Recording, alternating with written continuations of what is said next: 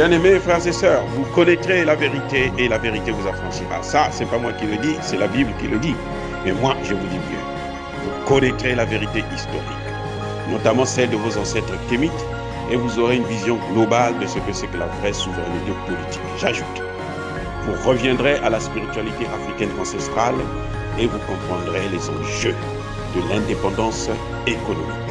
Et pour terminer, vous accepterez votre identité culturelle kémite et vous obtiendrez deux choses. La première, c'est la paix. La seconde, c'est le développement, à une condition. L'unité de toute l'Afrique noire, l'unité de tous les Noirs du monde entier. Otep à tous, bienvenue sur la chaîne des panafricanistes par essence, par conviction et par excellence. Celle des citoyens kémites par nécessité et obligation de combat. Nous sommes une chaîne qui n'est guidée que par nos ancêtres et rien que par les ancêtres qui appartiennent à l'érigord du monde noir. Par conséquent, nous ne croyons en aucun Dieu venu de l'étranger. Toutefois, cette vidéo n'est aucunement destinée à inciter à la haine ou à la violence, car nous menons un combat qui est d'abord et avant tout spirituel, intellectuel et démocratique. Ensuite, il est politique, géopolitique et géostratégique. Contre l'impérialisme, le colonialisme, le néocolonialisme et l'endocolona, qui sont tous qualifiés de crimes contre l'humanité. Nous menons ce combat sur la base du principe fondamental que nous avons hérité de nos ancêtres kémites, qui est celui de la Mahat, c'est-à-dire solidarité, vérité et justice. Vous êtes donc en droit de connaître la vérité et nous avons l'obligation de vous dire la vérité, rien que la vérité, afin que justice soit rendue au continent africain. Et ça, c'est notre modeste contribution dans cette noble lutte en faveur de la souveraineté, la dignité, la solidarité et l'unité africaine. C'est exactement ça que nous appelons le panafricanisme. Bien-aimés frères et sœurs, Macky Sall vient de faire d'une pierre deux coups. Macky Sall vient de sauver le Sénégal d'une guerre civile qui se profilait à l'horizon, fomenté par les parrains d'Ousmane Sonko et Ousmane Sonko lui-même comme complice. Mais Macky Sall a aussi et surtout enlevé une pied dans la chaussure du Mali, et plutôt du Sénégal. Monsieur Macky Sall vient de neutraliser définitivement et politiquement Monsieur Ousmane Sonko. Il a pris un coup dur et ce sera très difficile pour lui de se relever. Je vous avais dit que Ousmane Sonko était mal conseillé. Ça, c'est mon point de vue. Souffrez que je puisse donner mon point de vue, même si ça ne vous plaît pas. Vous êtes les démocrates, c'est vous qui êtes les démocrates. Nous, on est des dictateurs, des fils de dictateurs. Ok, très bien. Mais vous, les démocrates, là, vous devrez nous montrer que non, la démocratie, c'est mieux en acceptant nos critiques à nous, en nous laissant parler sans des insultes inutiles. Je sais que je ne suis pas parfait, ça je le reconnais. Je sais que parfois, c'est normal qu'on me critique parce que je prends des positions qui ne plaisent pas à certaines personnes. Mais je sais aussi que j'ai un droit, celui de prendre ma position, celui de dire ce que moi je pense. Mais je ne m'arrêterai pas là parce que ce n'est pas la première fois.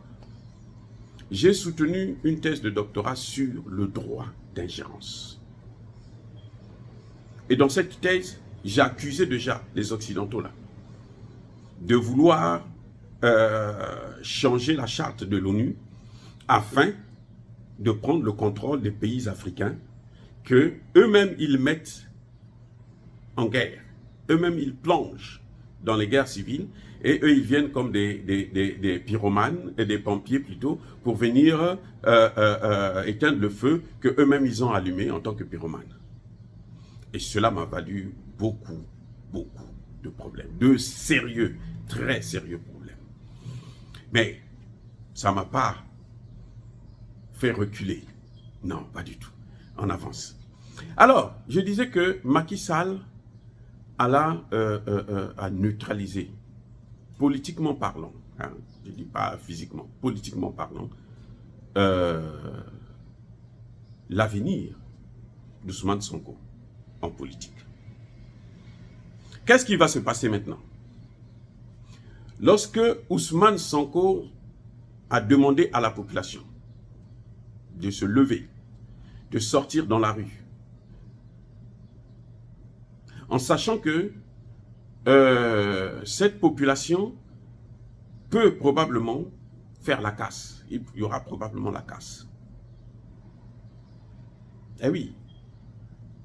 Lorsqu'il a fait, il a justifié par le fait que Macky Sall lui crée des problèmes juridiques afin qu'il ne puisse pas être candidat, de l'avoir en face de lui lorsque lui va postuler pour un troisième mandat. Macky Sall veut un troisième mandat, donc il veut écarter les opposants les plus dangereux. L'opposant le plus dangereux, c'est lui-même d'abord.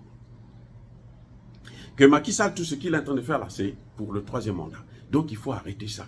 Je vous avais déjà dit que les problèmes judiciaires d'un homme ne sont pas des problèmes politiques. C'est lui et la justice. Et il doit se justifier devant la justice. Il doit prendre des avocats et autres pour le défendre. Le problème politique là c'est avec le peuple.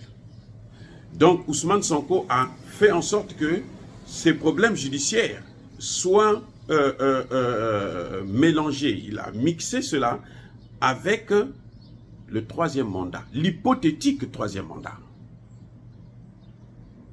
Je vous avais dit aussi que Ousmane Sonko n'a pas le droit de parler du troisième mandat. Parce que Macky Sall n'a pas encore dit qu'il sera candidat. Donc on ne peut pas prendre des dispositions pour l'empêcher de se prononcer. Déjà que on ne peut pas le forcer de se prononcer. Il prend tout son temps. Même là, il s'est prononcé hier. Là. Il pouvait encore attendre. Il n'est pas obligé. La Constitution, en tout cas, ne l'oblige pas. Les Occidentaux lui obligent parce que les Occidentaux en ont marre. Et les Occidentaux attendaient justement que Macky Sall puisse postuler pour un troisième mandat afin de mettre, d'engager le pays à feu. Mais vous avez vu, Sonko avait déjà appelé la population à se préparer pour sortir. Parce que il y aura le troisième mandat. Mais qu'est-ce qui se passe? Macky Sall a cassé la tête de tous ces Occidentaux. Tous les projets qu'ils avaient faits pour plonger le Sénégal dans la guerre civile sont par terre. Et probablement, ils seront obligés de chercher un autre candidat pour jouer leur jeu. Probablement. Parce que le fait que Macky Sall se retire, puisque les problèmes de justice de Sonko, c'était dû au troisième mandat. Parce que Macky Sall voulait un troisième mandat, il avait peur d'un opposant. Un opposant qui devrait le battre. Maintenant, qu'est-ce qui se passe? Macky Sall ne parle pas. Donc, les problèmes juridiques là sont maintenant à ciel ouvert. Tout est exposé là. Maintenant là, Sonko va faire face seul à ces problèmes juridiques. Il ne peut plus demander à la jeunesse de venir le soutenir. Puisque Macky Sall n'est plus candidat. Parce qu'il se cachait du fait, derrière, le fait que Macky Sall est candidat. La justice, là, ce n'est pas Macky Sall. La justice est une institution. Et quelqu'un qui veut diriger ce pays, s'il ne respecte pas les institutions, c'est qu'il n'est pas bon pour votre pays. Je répète. Alors, je reprends. Lorsque un candidat, un citoyen ordinaire, ne respecte pas les institutions d'un pays, de son propre pays, il n'est pas digne d'être hissé à la tête de ces institutions.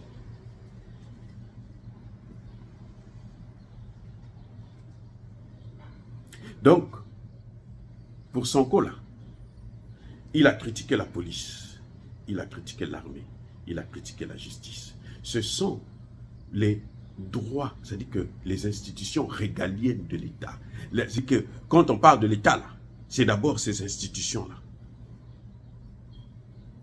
la protection des populations, sur le plan juridique et sur le plan sécuritaire.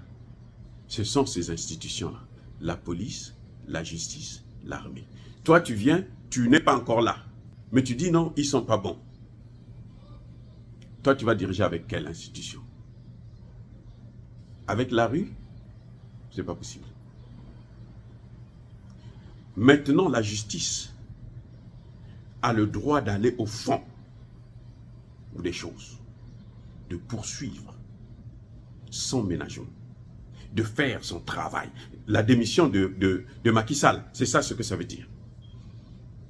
La justice, faites votre travail. Et si la justice ne fait pas le travail, si la justice ne condamne pas ceux qui ont appelé les jeunes à sortir, alors que le gouvernement avait dit que la loi doit s'appliquer. Il y en a qui ont dit, la population, c'est la population qui doit être écoutée. Ils ont sorti cette population-là. Et il y a eu des morts. Si la justice ne condamne pas, c'est comme si ces gens qui sont morts là, sont morts pour rien. Je ne dis pas que c'est Sonko ou les hommes de Sonko qui ont tué, non. Moi, j'ai une thèse qui est différente. Je n'accuse pas Macky Sall, je n'accuse pas Sonko pour les morts. J'accuse le parrain, les parrains de Sonko. Ceux qui veulent que le Sénégal puisse tomber, ce sont eux. Sans l'avis, ils n'ont pas besoin de demander l'avis de Sonko. Et Sonko, parfois, ne peut même pas savoir ce qui est en train de se passer. Ils le font parce qu'ils savent qu'en faisant ça, c'est l'huile qu'on est en train de mettre sur le feu. La flamme va augmenter. C'est ce qu'ils ont fait au Tchad. Au Tchad, ce ne sont pas, même si je n'apprécie pas trop l'opposition de Succès Masra, et je n'apprécie pas non plus le gouvernement au Tchad là. Non, je dis tout simplement que le gouvernement est en train de se battre contre les puissances occidentales qui sont en train de s'entretuer entre elles-mêmes, les Français et les Américains qui se battent au Tchad. Et puis il y a aussi les rebelles et l'opposition. Donc le gars, il est dans une situation très difficile. Bref, même si je n'apprécie pas les uns et les autres, mais je sais que ce n'est pas dans nos habitudes, nous, Africains. Ce n'est pas dans nos habitudes, des militaires africains, à venir tirer sur des enfants.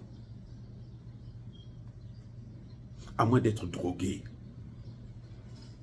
Donc, ce sont, ou bien d'avoir reçu l'argent pour servir les puissances occidentales. Chez eux, là,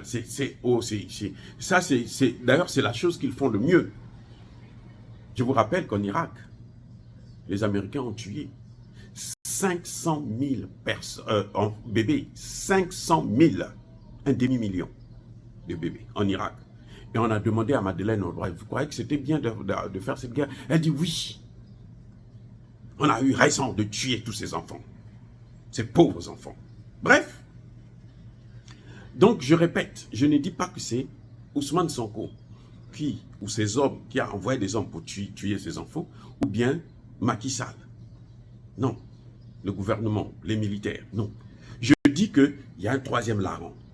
Celui-là qui veut que le Sénégal puisse complètement tomber, qui veut reprendre le Sénégal, parce que le Sénégal est perdu. Pour les Occidentaux, ils ont perdu le Sénégal. Au moment où nous parlons là, ils ont perdu le Sénégal. Ça ne c'est pas encore très visible parce que ce n'est pas une situation comme ce qui se passe au Mali ou au Burkina Faso. Mais nous sommes dans une situation, dans un pays pacifique. Quand vous regardez les jalons, les pas que Macky Sall a posés, ils ont perdu le Sénégal. Et comme ils ont perdu le Sénégal, ils savent qu'ils vont perdre aussi la Côte d'Ivoire. Ça, c'est une évidence. Maintenant, la bataille, c'est pour placer quelqu'un d'autre qui viendra mettre en cause tout ce que Macky Sall a fait. Et ça ne va pas être facile. Regardez par exemple déplacer les BRICS là. Chasser les